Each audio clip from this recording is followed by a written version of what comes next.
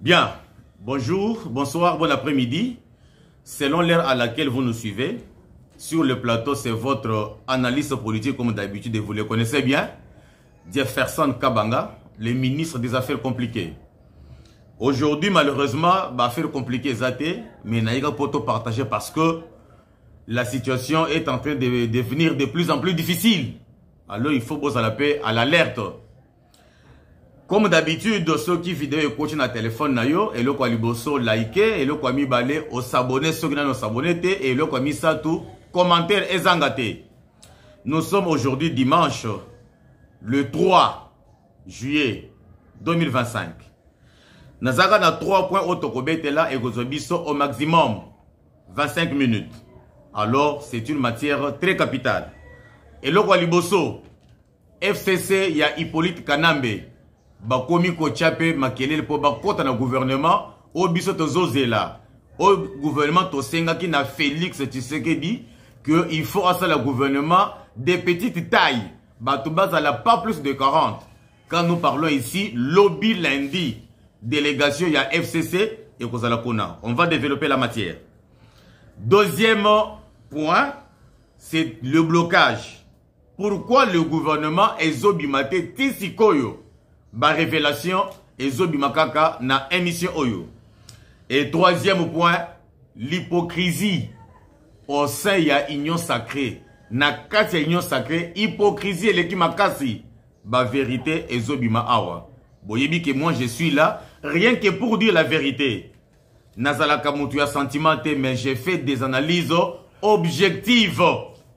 Bien, je commence avec le premier point comme je vous ai annoncé. Que Batouya FCC, quand on parle de FCC, on voit Hippolyte Kanambe. Parce que Hippolyte Kanambe a deux branches. Branche à Liboso et la branche politique qui est représentée ici à Kinshasa par le FCC.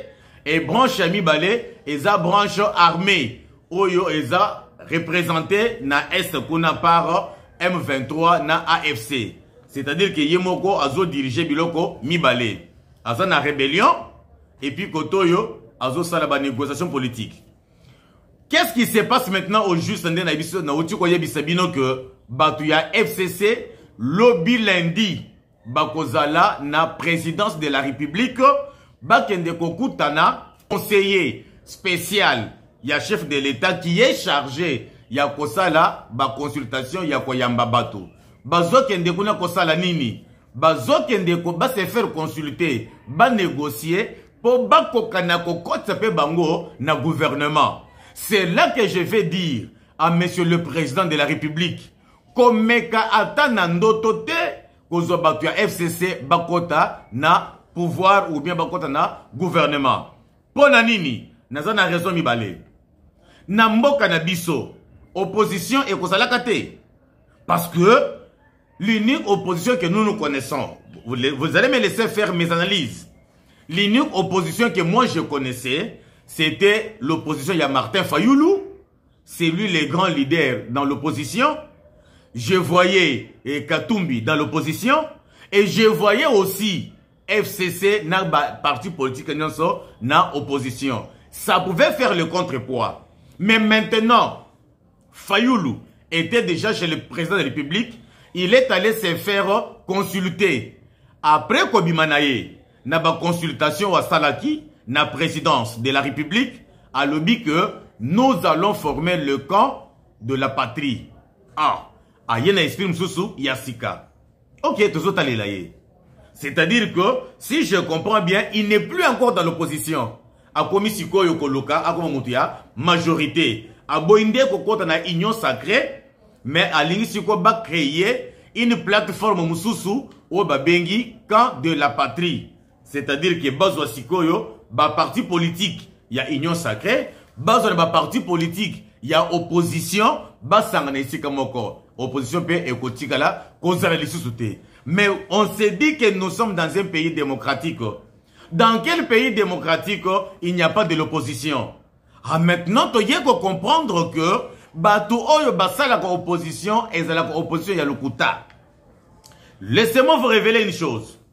Martin Fayoulou na opposition naye avant Koutou Aya kokutana président de la République ici à Kinshasa, Martin Fayulu a sali d'abord ba tourner naye na poto. Azaki na Bruxelles, azaki na Paris, azaki na Allemagne, azaki na Grande-Bretagne, donc Angleterre, et aye kozonga. Kozonga Martin Fayulu azongi, mbalmoko tomoni mwana mai, akei kosenga. Audience n'est pas président de la République, a lui dit que non, je vais rencontrer Tshisekedi. Et Tshisekedi aussi a dit que non, ok, ça va, tu viens, on parle parce que nous sommes des Congolais. Martin Fayulu a komiwana. Bakosolo basololi Martin Fayulu abimi. Abimi avec déclaration, il y a camp de la patrie. Alors que, ba caméra nangai, o bazrami ki la poto balobi nanga boye. Martin Fayulu tango ayaki awa, ayaki ko négocier pouvoir avec les décideurs internationaux. Nde bato akende koluka a négocier na bango pour que ba soutenir candidature naye pour que après Tshisekedi ezala ye parce que na mutu naye il commence à voir déjà 2028 si côté akei nde ba yebise que non papa pour le moment tozo beta masolo wana te après 2028 on ne voit pas d'abord ça. Ce qui nous préoccupe c'est la guerre à l'est. Il faut d'abord aussi cette guerre à l'est. C'est à ces moments-là, il y a 2028. Alors, si tu as besoin du travail, va. Kendo Koutana Tshisekedi. Kendo Solana Tshisekedi. Au côté du gouvernement, là, tu vas travailler. Mais si tu veux faire ce que tu veux là aujourd'hui, parce que États-Unis na minute yende mutasimbi masolo. On ne sait pas ce qui est élection et cause en 2028 ou bien ce qui est élection et cause à la thé. Parce qu'il y a deux propositions. Oui, il y a que élection et tout comme élection et et le Kwaliboso, la guerre à l'Est. La guerre à l'Est, c'est consommé beaucoup de temps. On n'a pas eu le temps d'investir dans le pays. Deuxième élément, États-Unis a signé un accord avec Félix Tshisekedi. Accord Wana, c'est pour 20 ans. Comment se fait-il que les États-Unis d'Amérique a investir dans un pays avec un investissement estimé à 500 milliards de dollars. Aïe investir nango et après 3 ans, Moutou Oyo a signé naye accord, a signé naye contrat à longue Moutou Moussou Aya. Mais on a compliqué. C'est alors maintenant que les États-Unis, selon analyse nangaï, je suis un homme politique, je sais faire les analyses par rapport aux faits. Donc selon nga, je comprends que États-Unis azo maintenir Tshisekedi au pouvoir, bakoka ko travaille pendant même 10 ans pour que masolo na bango nyonso e venda parce que investissement et ya ka mbala mon côté et ya ka mbala katate et ya ka au fur et à mesure. Comment se fait-il que ba signé ba accord na 2025 que nous sommes ici et effectivité ya makambo nyonso wana et concentré na 2006. Nde masolo pende ko banda ya bien pour un investissement ya américain et tokomi 2028 au Tshisekedi kende. Tu vois maintenant qu'il y a un côté américain entre le marteau et l'enclume. Ça ce ne sont que mes analyses à moi et ça ne m'engage que moi. Donc avec les deux raisons là, c'est ce qui fait que élection et koki kozala tout comme ekoki kozala te. C'est alors maintenant qu'on a dit à Martin Fayulu selon ba caméra nanga ke non keba masolo ezabo zonga mboka kendo kutana mwana mboka bo développer comme ça au kota masolo yangonde Martin Fayulu siko aye akoti masolo. Est-ce que vous comprenez bien? Siko opposition mususu ezali ya bato FCC mais siko bango wana bakomi kolinga kokota na gouvernement, c'est-à-dire que bakotika kozala ba opposant bakokoma sikoyo na majorité présidentielle. Maintenant où est la démocratie? Bino bato bandoko ganga surtout bino bato FCC ba Ferdinand Kambere que dans ce pays ici, il y a la dictature. Dans ce pays ici, on ne respecte pas la constitution. Mais maintenant, bino wana bokomi kolinga koya kokota na gouvernement. Banani siko bakosa la opposition. C'est que bato wana bakokaka na bango opposition te. Bato wana bakokaka na bango mpiaka te. C'est-à-dire que tout le temps on ba vendi. Ils ne travaillent pas, ils sont dans l'opposition. Ba les mongo nyonso ba yiba. Mongo wane sili bango. Yangunde siko ba lingi koya kokota na kati ya gouvernement. Pour ba kokana ko ravitailler ba poche na bango. Voyez-vous? Ça c'est le premier élément. Le deuxième élément toujours pour la batu ya FCC. Monsieur le Président de la République. Je viens maintenant auprès de vous dire que, pas pour longtemps, tozo la namboka na biso awa, toza infiltré, toza infiltré. Banani bazo infiltré biso. Ce n'est pas seulement les étrangers, mais il y a aussi les fils du pays. Bazana katina gouvernement, mais bazo bimisa ba information ezo kende kuna na front et pas batuna bango pour bako kana ko contrarier yo, pour bako kana ko faire échec na yo. Alors que bazo bosana que ceux qui président de la République a échoué, ce sont nous le peuple qui vont en pâtir. Mais bango balingi ko sala yo échec pour que bisoto nyo koma bango bayoka bien. Alors bato bazo yawana baza d'abord un agenda na bango. Et puis baza na batu na bango o bakoya ko proposer pour au kotisa bango na gouvernement. Bato wana ce sont des Rwandais déjà basi ba préparer. Mais parce que ba Rwandais bazala kamayele mingi ba ko changer ba kombo. Ba ko zaka ba Swahili.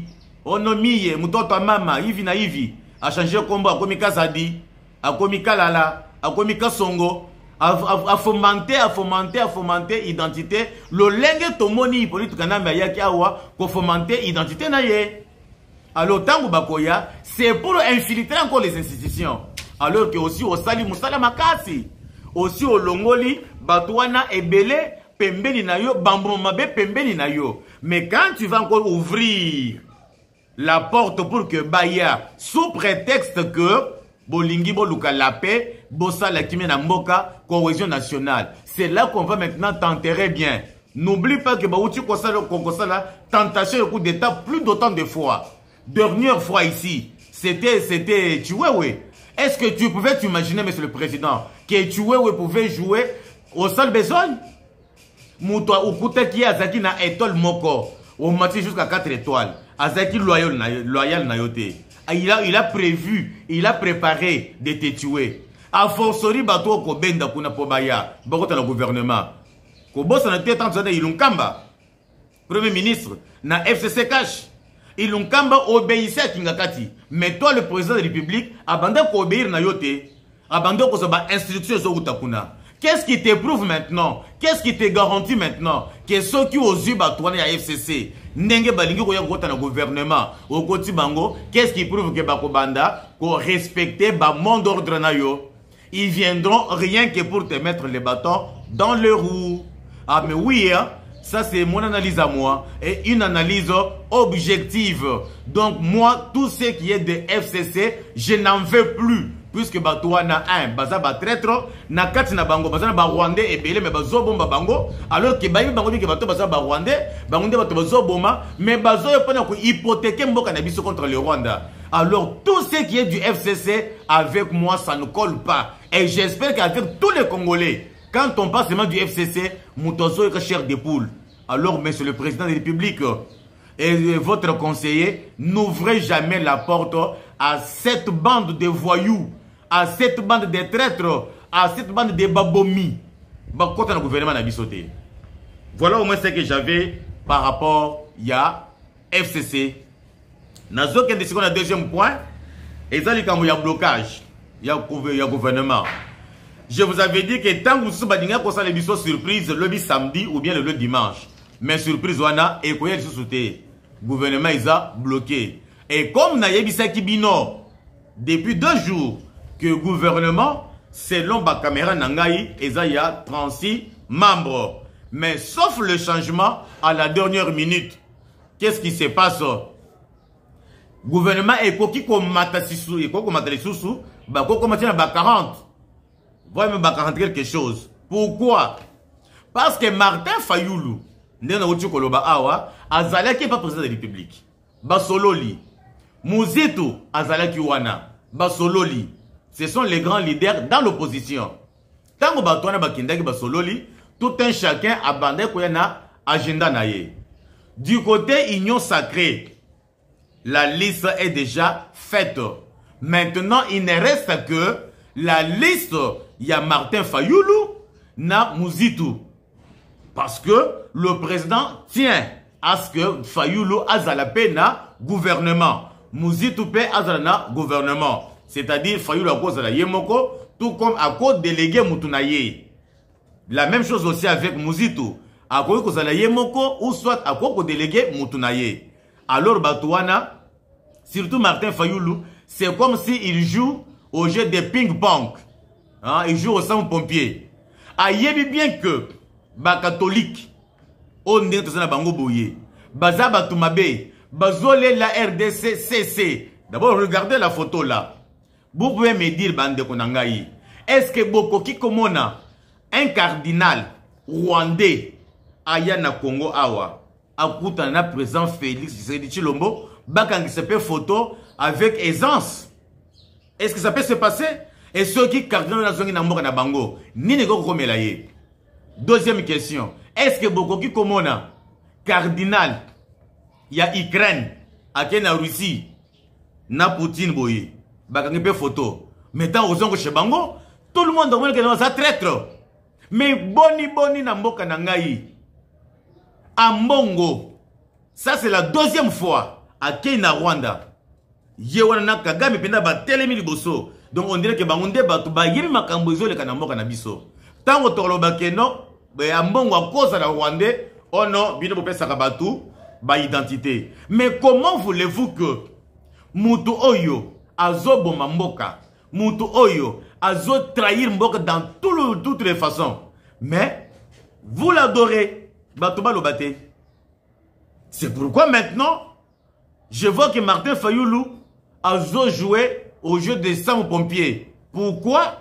Parce que Fayoulou a exigé na président de la République que je suis prêt. Yako kota na gouvernement. Pour tout ça là, camp de la patrie. Mais il faut d'abord tout ça là, dialogue. Ya Senko. Senko wapi. Oh ya mbongo. Ya mbongo muyibi oyo. Ya mbongo muteki ya mboka. Ya mbongo traître ici. Oh mais monsieur Fayoulou, qu'est-ce que vous croyez dans votre tête? Mais non, ça ne passera pas. Alors ceux qui ont lingi kokotate, vendent alors le train avance. Les chiens aboient, la caravane passe. Dialogue ya Senko et Kotika la kozalate. Même s'il faut tout ça de l'ango marche. Et parce qu'on a vu que c'est l'église catholique qui tue les Congolais. C'est l'église catholique qui tue la RDC. Parce qu'au moment comme celui-ci, l'église catholique devrait être du côté de la présidence, du côté du peuple. Mais tout le monde a l'église catholique toujours du côté des rebelles. Mais il y a bien que les rebelles ont des est. Les innocents. Basali péché nini, basali infraction nini pour pas mériter et tout ya bongo. Mais l'église catholique a zo qui na batouana, a zo le na bango, a zo seka na bango, a zo sala ba fête na bango. Na d'ailleurs bota la photo sur yangwana. Ya monseigneur Muteba. A yebi bien que nanga ndemo bomi a zo mama congolais innocemment. Mais bozo mona Muteba a keina anniversaire ya nanga bake kolia, bake ko sepela, bazo bina, bazo mela. Et après tous nous sommes intellectuels. Ce n'est pas parce que vous avez une hypocrisie que notre continue que vous avez mais non. Les Kamanza sont dans la Bible. Les Lobanza sont dans la Bible ou bien dans le Coran. Et Zabilon est venu à l'Okutawanate. Alors, monsieur Martin Fayoulou, je m'adresse maintenant à toi, monsieur le président Martin. Je sais que tu as beaucoup milité dans l'opposition. Qu'on bande trop longtemps, vous avez côté Papa Tshisekedi, Papa Tshisekedi Akoufi, Bokomina Félix, ainsi de suite. Je vois aussi la lutte aux hommes menée pour que le peuple congolais va se retrouver. La condition que tu poses là, monsieur Martin Fayoulou, c'est comme si tu ne veux pas faire partie du gouvernement. Hein, monsieur Mafa? Viens Mafa. Chamaï n'avait vieux au Langwate. Parce que la condition que tu poses là, c'est une condition difficile. Ou bien tu ne veux pas entrer dans le gouvernement alors que au commission Koluka à place à côté là comme le Bazizani. Non vieux, Yakabo Kangamana Tshisekedi, Félix, bino tout bozaki na opposition ensemble. Alors le quoi bino nyonso bozaki na opposition, il faut que bino tout se retrouver dans la majorité présidentielle. Pour beaucoup kana kosala le ba vision o banda ko yebisa biso. Siko batu ya majorité ya kala batu FCC, ba ko pe ba kena na opposition. Mais tala siko bazo ko opposition te, ba komi ko linga kozonga. Mais yo mutozo mérité ozala na président Tshisekedi pembeni. ozalata directeur naye, ozalata conseiller spécial naye en matière stratégique. Ozaka musika. Ozosala ba déclaration ya musika. Tala siko ozopesa condition que je suis prêt à voter dans le gouvernement, mais il faut d'abord dialoguer salement. Pour ne pas les choses na dialogue wana. Combien de dialogues to sala na mboka na biso awa? Ba dialogue wana ya porta nini? Monsieur Mafa, je m'adresse à vous, mon grand frère, avec tout respect que je vous dois. Tout le dialogue auto tena na mboka na biso ya porta nini? Et zaka ba à Kalimi il y a 1 année, 2 ans, trouble les bandits. 1 année, 2 ans, trouble les bandits. Alors, cherchons maintenant à aller sur d'autres voies. D'autres voies, c'est-à-dire comme toujours signé un accord américain, bah renforcer biso kotoyo, bah former bah soldats na biso, bah former bah officiers na biso, et cela va nous permettre pour que tout na côté mais tout mutu, tout munguna ou akoyo pona ko bonisa mboka na biso. Mais toi tu nous remets encore derrière que notre dialogue ya Senko pona ko solo la nini. Bah toi ba ke na dowa. Bazana dowa kuna. Est-ce que baso yokana? Puisque banda ko senga dialogue. Siko dialogue yangwana na dowa. Est-ce que baso yokana?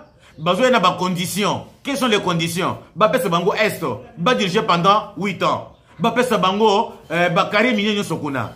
Est-ce que les a ba conditions ko pesa? Et les lois ko ba conditions mususu que pour toyo canadien awa, il faut que batika dossier ya Kabila. Alors que Hippolyte Kanambe azobo ba congolais nuit et jour. Tala ba condition bazo pesa. Et si quoi tant que tu le dialogue mususu. Ils ne viendront toujours pas faire des mêmes réclamations. Même ba toi FCC baza awa. Bazo saboter tout ce qui se passe. Mais tout le monde voit à l'œil nu que c'est Kabila qui tue les Congolais au profit du Rwanda. Mais toi aussi, ma femme, tu viens aujourd'hui demander que pour notre gouvernement, il faut que d'abord dialogue, Yaseniko et Salema. Viens alors ceux qui ont eu Yaya, Vandanayo, Zela après 2028, Kop na yosoke Kosimba et Simbi. Mais avec cette condition, mon grand frère, Chama en a 20. Et Kosimbate vraiment. Et Kosimbate Yaya, Wallahi Bilahi et Kosimbate. Voilà, bande konanga na zoka tsiko na point ya suka, on a outuwe kobeta bilu solo que hypocrisie au sein de l'union sacrée. Ah, mboka nangai. Et donc il n'y a que les mêmes histoires qui se répètent. Ah, comme on a dit en français qu'on n'invente jamais la roue. On n'invente pas la roue. Donc au coquille jamais comme ça là, pneu aujourd'hui. Parce que pneu ici c'est la depuis Kala. Moyen ça la pneu sur les lots exacté et ça na forme wana ya ronde wana et puis ya kobaluka kaboye. Jamais on ça la pneu ya carré ou bien ya rectangle et ça en cercle. C'est pourquoi on dit que on n'invente pas la roue. Bato union sacrée lobby wana tant des années na bino na kati émission bango bazala qui d'abord na au niveau ya ministère ya affaires intérieures et pas wapi basali Génocoste, c'est-à-dire basali mémorial. Ya batu nyonso o bakufa banda bitumba ya ese banda, c'est-à-dire depuis 97. Je dis bien depuis 97, depuis que musée a yele biso ba rwandais, depuis que yé musée moko d'abord bandi ko boma, ba mususu ba ye ko zwagu ya rébellion, ba ye ko zwagu ya copier biloko mboka, ba ye ko zwagu ya ko créer ba trouble. Banda 1997 Tilelo, plus de 10 millions de Congolais bakoufi. Yangonde, balobi keno oyo, c'est vraiment génocide. Donc, black teza, génocide noir sur blanc. Alors, nde basalaki mémorial lobby na niveau ya ministère ya intérieur. Alors, après wana, il fallait se bakende kokutana. Bato union sacrée na siège na bango ils na boulevard du 30 juin. Ah, mais eloko ekamusingai ezake na moni batata wana les élites wana bazongeli biloko ya Mobutu ya kala bake kosalisa maputa na bango na Chine bache effigie ya Félix Tshisekedi Tshilombo batongisi ba veste batongisi ba bakos bamususu batongisi ba chemise baye balati wana. C'est pour flatter qui? Bino nazotiela d'abord bino comme extrait. Je ne parle même pas du suivisme pathologique, de la transhumance. Quelqu'un qui était kabiliste pur et dur, il peut en 48 heures devenir tshisekédiste plus pur et dur encore. Et puis il vous dit Mon cher frère, la politique, il faut être réaliste. J'ai créé ces partis-ci pour rester à l'opposition. Donc, il n'y a pas d'idéologie. Or, si une société, les gens n'osent pas d'idéologie, c'est-à-dire qu'ils peuvent être emportés par n'importe quel vent qui arrive. Comment peut-on expliquer 700 partis politiques? Quelle serait la philosophie de ces partis? Boyoki professeur Njoli, Makambozo Lobawana. Donc c'est-à-dire que ezana batu nakata union sacrée wana ebele ba utipe côté ya FCC. Bazaki wana lokola bango bakokaka kosala opposition te. Lokola bango bakokaka mpiaka te. Balibi que non jamais biso tokoki kokende na opposition te. Kaka ndenge prof Njoli alobi baye bakoti na union sacrée. Tango bakoti na union sacrée bakomi ba Tshisekediste makasi koleka na batu oyo bazaki na Tshisekedi. Est-ce que vous pouvez comprendre l'élite congolais que nous avons? Ba Congolais tout ça na bango autres chez les mitema qui ba leader à parti, ba leader ya opposition et ba leader ya boyena boye. Lelo bakomi ba Tshisekediste donc bakomi koyemba dia lelo. Mais ce n'est pas possible. Mais batu nyonso wana tango bitumbe koma ki makasi na est awa Goma ekweyi Bukavu ekweyi wana nanga zo promettre que le 30 juin je serai à Kinshasa na koya ko fêter fête d'indépendance à Kinshasa. Ata mutu moko te afiotole kimbanga bavanda ki sui batu mibale onga na bande koyoka mongongo na bango ezalaka ndeko Eliezer mwana mobali wana alobi ke si faut kokufa tokokufela awa na Kinshasa. Mutu ya mibale na yokaki Christophe Mboso Kodiakwanga, ancien président de l'Assemblée nationale et actuel deuxième vice-président de l'Assemblée nationale. Batumi Balewana. Nde batu basala ki ba déclaration à maintes reprises. Ndeko Eliezer, bobanda komona na ba chaîne ya télévision, azo lendi sa basoda, azo lendi sa wazalendo ki tozali awa. Mais batu wa lokola ba moni que Tshisekedi alongi bitumba nazela diplomatie, kimia yekoti, match baluki et comme nangamu ya Rwanda nda ko ni difficulté, Kabila nda ko ni difficulté, nanga nda ko ni difficulté, maintenant biso ba congolais ko to topemi, le loba ye ba lativeste le ko ba mobutiste, neto bandomo na kala, ba maputa, bazotonga ba bakos, ba lati, ba keyi, bozo flatter nani? Bozo flatter peuple ou bien bozo flatter président de la République? Mais le bolati effigie na ye, bolati elongi na ye. 2028 à l'élection salemi. À Longwe. Owa wana pe, bolati pe elongi na ye lisusu. Ça vraiment c'est de l'immaturité. C'est trop primaire. Bosala ka ba voyage belé, bokende ba miki ya poto. Est-ce que bossi bomona même bato bazaka na même diapason na président en exercice. Basala ka makambo bozo sala awa. Trump ye wana na États-Unis d'Amérique. Bossi bomona batu na ye. Balata baba bakos, excusez-moi, balata baba bakos, balata banina banini, na effigie ya Obama, ya nani ya Trump. Mais pourquoi besoin ça la Sony boye? O biloko Sony ba hypocrite, race des vipères. Bozo ya kokosa mwana bato. Tu sais que Dieu wana tikala ki yemoko seul et alors seul au front diplomatique. Et au front, sur terrain de guerre, d'Abitumba, Nazamba, Azaki Yemoko, même les généraux ou Azaki Nabango, Babanda contre rien. Azoti na mongo basoda, mongo zo komate zo soka nanzela bazoka bolambongo. Ceux qui les loba généraux belé bazana kashoba kangami. Et ça prenait nini? Pas seulement pour makambo ya coup d'état raté, mais makambo ya détournement ya mbongo destiné na basoda ou bazana front. Ba politicien a bango tout ba vanda qui suit que to kolobani ini ote to vandi kimia parce qu'on ne sait jamais. O comme le ko la black boye nanga ya koti. Ceux qui nanga koti awa et qui ngana banda ko sala ba déclaration ya ba be contre ye ba ko kangangai ba ko bomangai ou bien soit je ne me retrouverai pas na gouvernement na bango. Madame na vanda ka kimia. Le ko le vitel caméra le caméléon. Le ko le vie baati. Ye bele bien ça qui on na veste hein. Baati le koebo. Ye pas ça qu'on a l'attaque veste. Vous pouvez vous imaginer. Vraiment, ça fait mal. Vraiment, ça fait mal. Comment on a batata ya boye, monsieur le président de la République. Au laka kibiso que il faut changer de classe politique, monsieur. Vous attendez encore quoi, son excellence, monsieur le président de la République? Changer de classe politique, le ngola batunyo sowana. Yo moko moni ke bazaba hypocrite.